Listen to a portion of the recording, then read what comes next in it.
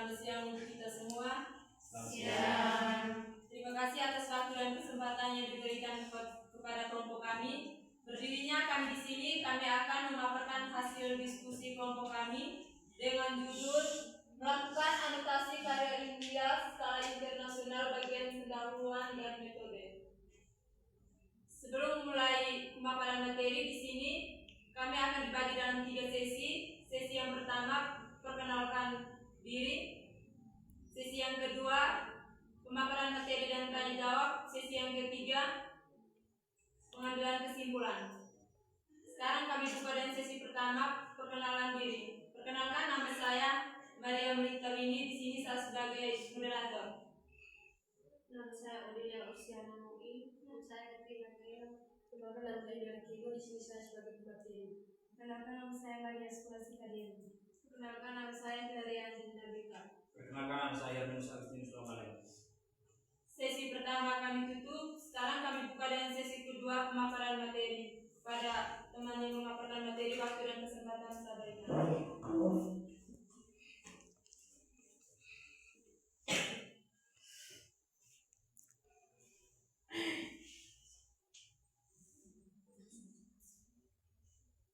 Baik, terima kasih atas waktu dan kesempatan. Di sini saya akan membacakan materi dari hasil kerja kelompok kami dengan judul melakukan anotasi karya ilmiah skala internasional bagi pendahuluan dan metode. Tujuan penelitian: 1. Mengidentifikasi lintasan perkembangan, menentukan profil perkembangan regulasi diri dari masa kanak-kanak awal hingga pertengahan masa kanak-kanak dengan memisahkan pengaruh antara tingkat kemampuan awal, differential regulation, dan laju perubahan kemampuan tersebut atau self regulatory change. Kedua, menganalisis dampak prediktif, menguji sejauh mana tingkat regulasi diri awal dan laju perubahan regulasi diri secara independen dapat memprediksi hasil positif pada masa remaja yang dicampur. Yang ketiga, prestasi akademik, keberhasilan kognitif dan keterlibatan sekolah. Yang keempat, kesehatan fisik, penanda gaya hidup sehat dan indikator kesehatan somatik. Kelima, kesejahteraan mental, keberhasilan dalam meregulasi emosi, serta rendahnya tingkat gejala internalisasi dan eksternalisasi. Yang keenam, memberikan bukti berbasis data untuk intervensi, memberikan landasan empiris bagi praktisi pendidikan dan kesehatan mengenai pentingnya melakukan pemantauan longitudinal terhadap perkembangan regulasi diri guna mengidentifikasi anak-anak yang memerlukan dukungan dini sebelum mencapai masa transisi remaja. Yang pertama, pengertian pendahuluan dalam artikel. Pendahuluan dalam artikel jurnal internasional adalah bagian pembuka yang berfungsi sebagai pintu gerbang bagi pembaca untuk memahami apa yang diteliti, mengapa peneliti tersebut penting, dan apa kontribusi yang diharapkan dari peneliti tersebut. Dalam konteks jurnal internasional yang bereputasi, pendahuluan tidak sekedar penjelasan topik, tetapi harus membangun argumen logis yang meyakinkan pembaca dan reviewer bahwa penelitian Anda memiliki nilai originalitas dan signifikansi.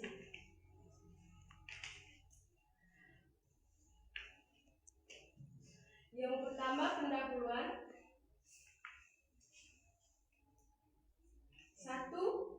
Konteks global dan pentingnya regulasi diri.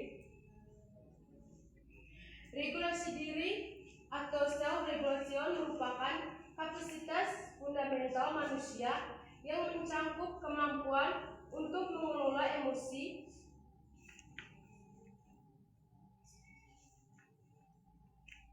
memfokuskan atensi, dan mengendalikan impuls perilaku demi mencapai tujuan jangka panjang. Literatur perkembangan terkini secara konsisten sebagai prediktor utama bagi keberhasilan hidup, mulai dari kesiapan sekolah hingga kompetensi sosial di masa remaja. Namun, mayoritas riset terdahulu masih melihat regulasi diri sebagai konstruk yang relatif plastisitas neurobiologis yang krusial. Yang kedua, penggeseran paradigma dari level ke lintas perubahan. Perkembangan manusia bersifat dinamis. Anak-anak tidak hanya berbeda dalam kapasitas regulasi diri awal mereka, initial level, tetapi juga dalam laju perkembangan atau perubahan kapasitas tersebut atau self-regulatory change. Seiring bertambahnya usia, memahami perubahan ini sangatlah penting karena intervensi pendidikan dan pengasuhan seringkali bertujuan untuk meningkatkan, bukan sekedar memelihara. Kapasitas anak literatur saat ini masih memiliki keterbatasan dalam membedakan secara empiris antara dampak baseline regulasi diri dengan dampak perubahan regulasi diri terhadap kesejahteraan remaja jangka panjang.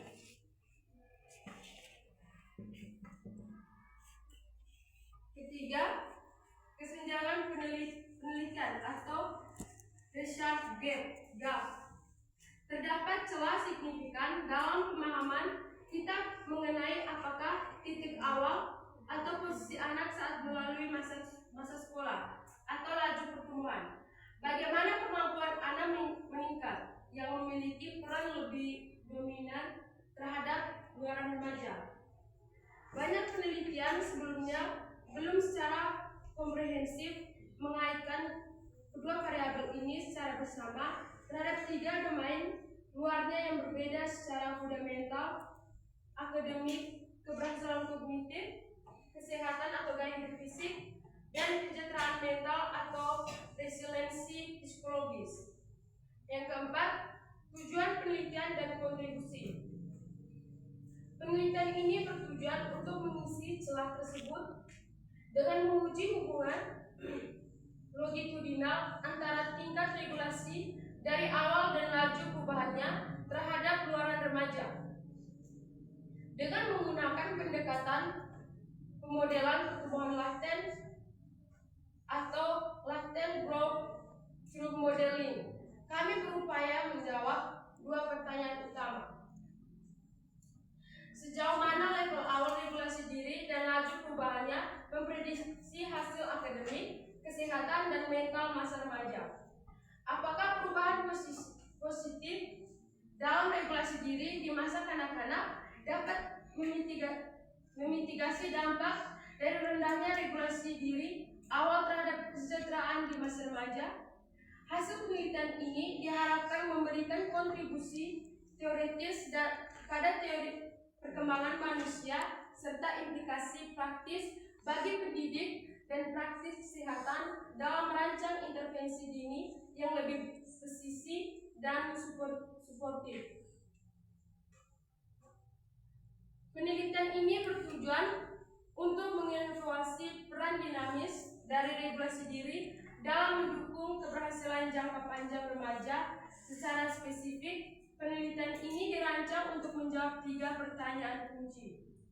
Yang pertama, mengidentifikasi lintasan perkembangan, menentukan profil perkembangan regulasi diri atau self-regulatory trajectories dari masa kanak-kanak awal hingga pertengahan masa kanak-kanak, dengan memisahkan pengaruh antara tingkat kemampuan awal dan laju perubahan kemampuan tersebut. Yang kedua, menganalisis dampak prediktif, menguji sejauh mana tingkat regulasi dari awal dan laju perubahan regulasi diri secara independen dapat memprediksi hasil positif pada masa remaja yang mencangkup: 1. Prestasi akademik, keberhasilan kognitif dan keterlibatan sekolah. Yang kedua, kesehatan fisik, penanda gaya hidup sehat dan indikator kesehatan somatik. Yang ketiga, kesejahteraan mental, Keberhasilan dalam mengulasi emosi serta rendahnya tingkat gejala internalisasi dan eksternalisasi. Yang ketiga, memberikan bukti berbasis data untuk intervensi, memberikan landasan empiris bagi praktisi pendidikan dan kesehatan mengenai pentingnya melakukan pemantauan longitudinal terhadap perkembangan regulasi diri guna mengidentifikasi anak-anak yang memerlukan dukungan dini sebelum mencapai masa transisi remaja. Yang berikut pengertian metode penelitian. Yang pertama, metode penelitian dari artikel kami adalah strategi desain longitudinal yang digunakan untuk menjawab pertanyaan, apakah anak yang memulai dengan regulasi diri tinggi lebih sukses atau anak yang mengalami peningkatan regulasi diri paling pesat yang lebih unggul di masa remaja? Yang kedua, karena judul Anda mengandung kata longitudinal relation dan canggih, maka metode penelitian Anda wajib mencakup. Yang ketiga, desain longitudinal prospektif. Metode ini tidak mengambil data sekali jalan atau cross seksional, melainkan mengikuti kelompok anak yang sama selama berapa tahun. Ini penting untuk melihat proses atau perubahan dari waktu ke waktu.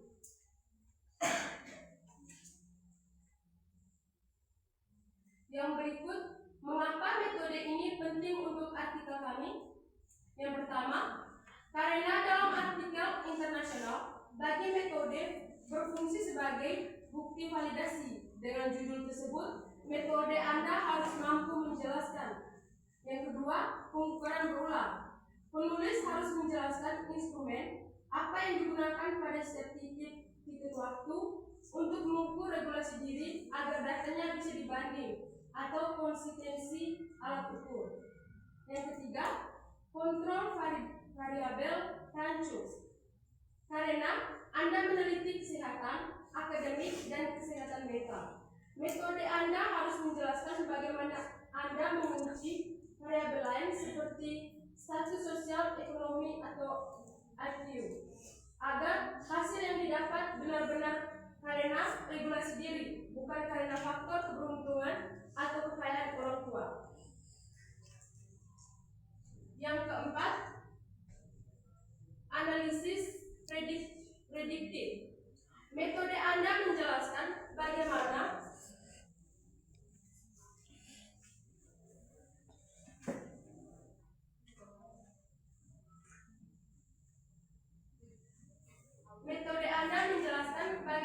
variabel intercept dan slope dihubungkan secara statistik dengan hasil akhir di masa remaja atau akademik kesehatan dan kesehatan mental. Yang kelima, metode pengumpulan data. Menggunakan instrumen standar seperti tes, kuesioner, dan catatan angka. Misalnya nilai rapor, data antropometri yang menghasilkan data kuantitatif. Yang keenam, analisis data.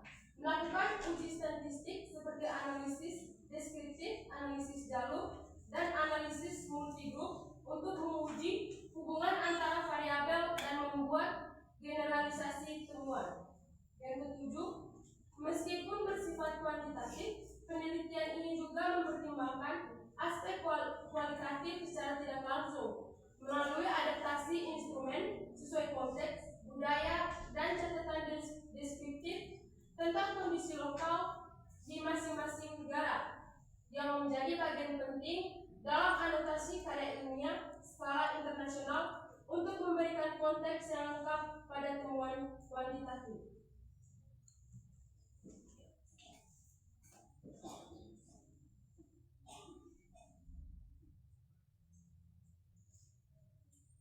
Adapun ringkasan singkat. Yang pertama, ringkasan pendahuluan. Pendahuluan artikel ini menyoroti bahwa regulasi diri bukan sekedar sifat statistis yang dibawa sejak lahir, melainkan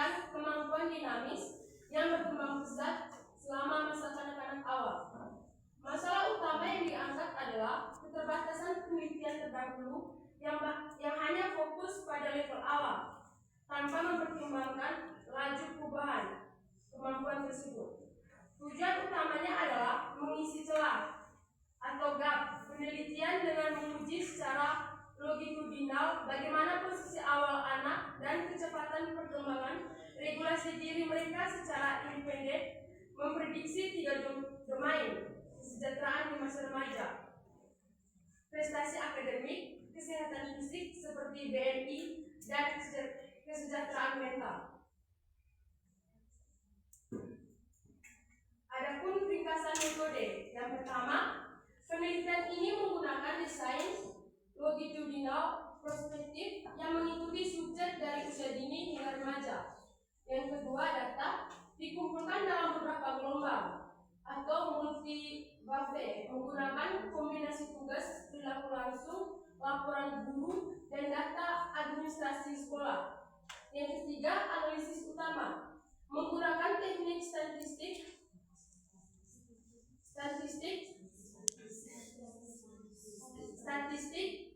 lateral growth curve modeling atau LGCM untuk membedakan antara dua variabel prediktor kunci. Yang keempat, intercept atau level awal, kapasitas regulasi diri anak pada titik mulai penelitian. Yang keenam, slope atau laju perubahan, kecepatan peningkatan atau perkembangan regulasi diri seiring bertambahnya usia. Yang ketujuh, kontrol, model analisis mengontrol variabel luar seperti status sosial ekonomi dan IQ untuk memastikan keakuratan prediksi terhadap luaran remaja. Yang kedelapan, intisari, gabungan kedua bagian ini membangun argumen bahwa proses pertumbuhan regulasi diri mungkin sama pentingnya atau bahkan lebih penting daripada titik awal kemampuan seorang anak dalam menentukan masa depan mereka. Sekian presentasi dari kami. Saya kembali ke moderator. Baik, waktu dan kesempatan berikutnya kami berikan kepada teman-teman untuk bertanya. Di sini kami bukan hanya penanya saja. Kepada teman-teman waktu dan kesempatan. Kepada temannya waktu dan kesempatan. Baik, terima kasih atas waktu dan kesempatan yang diberikan kepada saya. Sekarang saya akan bertanya dengan bunyi pertanyaan: bagaimana cara menganalisis validitas dan reliabilitas metode penelitian yang dijelaskan dalam karya ilmiah internasional?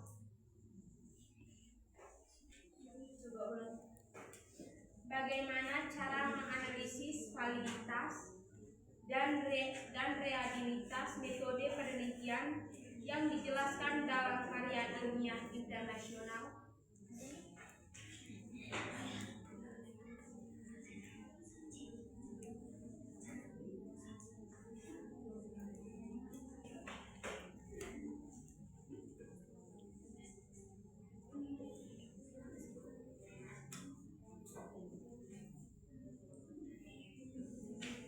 Mungkin teman-teman lain yang ingin bertanya. Terima kasih atas waktu dan kesempatan yang diberikan kepada saya. Saya akan bertanya terus untuk 4 dengan bunyi pertanyaan: apa saja perubahan positif dalam regulasi diri? Apa saja perubahan positif dalam regulasi diri?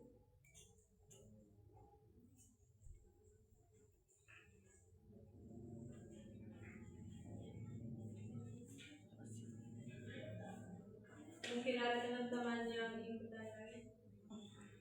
Baik, terima kasih atas kesempatan yang diberikan kepada saya. Di sini saya akan bertanya kepada teman-teman. Bagaimana cara mengidentifikasi jenis penelitian dan pendekatan penelitian dalam bagian metode saat melakukan anotasi karya ilmiah internasional? Bagaimana cara mengidentifikasi jenis penelitian dan pendekatan penelitian dalam bagian metode saat melakukan anotasi karya ilmiah internasional.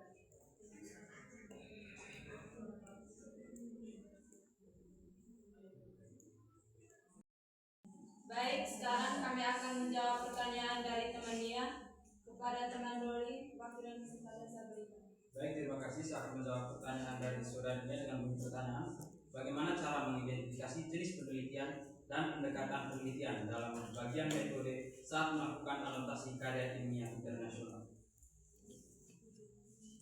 Berikut adalah langkah-langkah mengidentifikasi metode saat melakukan anotasi dalam jurnal internasional. Yang pertama, baca bagian abstrak dan mencari subjudul. Yang kedua, identifikasi pendekatan penelitian. Yang ketiga, identifikasi jenis desain dan penelitian. Yang keempat, cari kata kunci pada jurnal internasional. Yang kelima, sintesis dan anotasi. Sekian dan terima kasih. Bagaimana?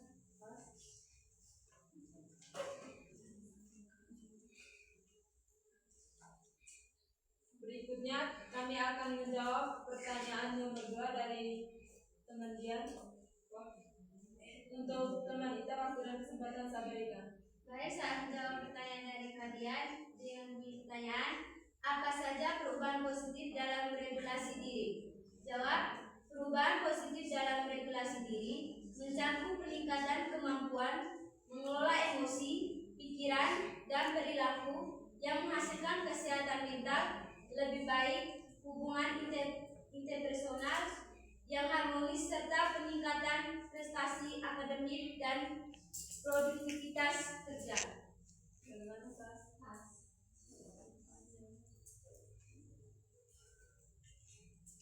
Sekarang kami akan menjawab pertanyaan nomor 3 dari teman Dian. Untuk teman Angel, waktu dan kesempatan saya berikan. Terima kasih atas waktu dan kesempatan yang diberikan kepada saya.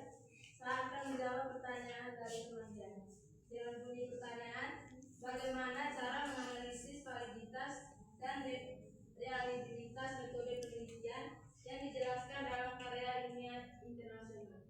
Jawab, menganalisis validitas dan reliabilitas karya ilmiah internasional melakukan pendekatan kritis terhadap metodologi yang digunakan. Jurnal internasional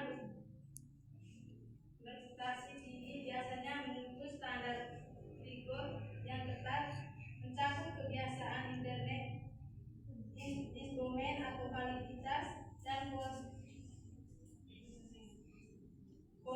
konsistensi data atau reliabilitas. Bagaimana, Pak? Baik. Untuk sesi kedua kami tutup. Sekarang kami buka dengan sesi ketiga, penarikan kesimpulan.